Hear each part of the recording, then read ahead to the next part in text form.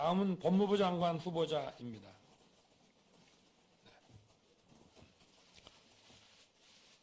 한동훈 후보자는 20여 년간 법무부와 검찰의 주요 요직을 두루 거쳤고 수사와 재판, 검찰제도, 법무행정 분야의 전문성을 쌓아왔습니다.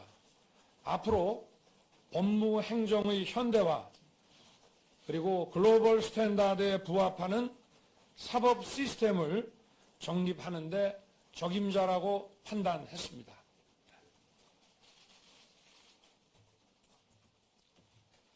오늘 인선 중에서 한동훈 법무부 장관 후보자에 대해서 좀 파격적이라는 평가가 나오는데 초대 법무부 장관으로 이제 한 후보자를 지명하신 구체적인 이유 궁금하고 향후 법무부 장관으로서 어떤 역할 기대하시는지 좀 설명 부탁드리겠습니다. 한동훈 후보자는 수사와 이런 재판 같은 법집행 분야뿐만이 아니라 법무행정 또 검찰에서의 여러 가지 기획 업무 등을 통해서 이 법무행정을 담당할 최적임자라고 저는 판단했고 절대 파격 인사는 아니라고 생각합니다. 그리고 유창한 영어 실력으로 또 다양한 국제 업무 경험도 가지고 있고 그렇기 때문에 아마 제가 주문한 것은 이 법무행정이 경제 발전을 뒷받침할 수 있는 그 법무행정의 현대화 그리고 글로벌 스탠다드에 맞는 이런 사법제도를 정비해 나가는데 적임자라고 판단했습니다. 경제신문 이종혁 기자입니다. 저 법무부 장관 후보자께 여쭙고 싶은데 우선 그 인수위에서 이제 법무장관 수사 지휘권 폐지를 약속을 하셨는데 그 후보자께서 이제 장관이 되신 후에도 그런 기조는 변함없이 이어진다고 할 수 있을지, 그리고 두 번째는 이제 후보자님께서 27기신데 사실 27기신데 가뜩이나 연소화된 이제 검찰이 더욱 그 연소화 심해지는 것 아닌지 이런 우려에 대해서 한번 답 주시면 감사하겠습니다. 네, 안녕하십니까. 한동훈입니다.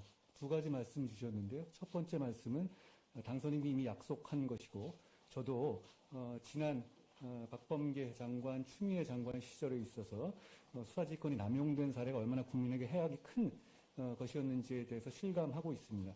제가 장관에 취임하더라도 수사지휘권을 구체적인 사건에 대한 수사지휘권을 행사하는 일은 없을 거라고 말씀드립니다.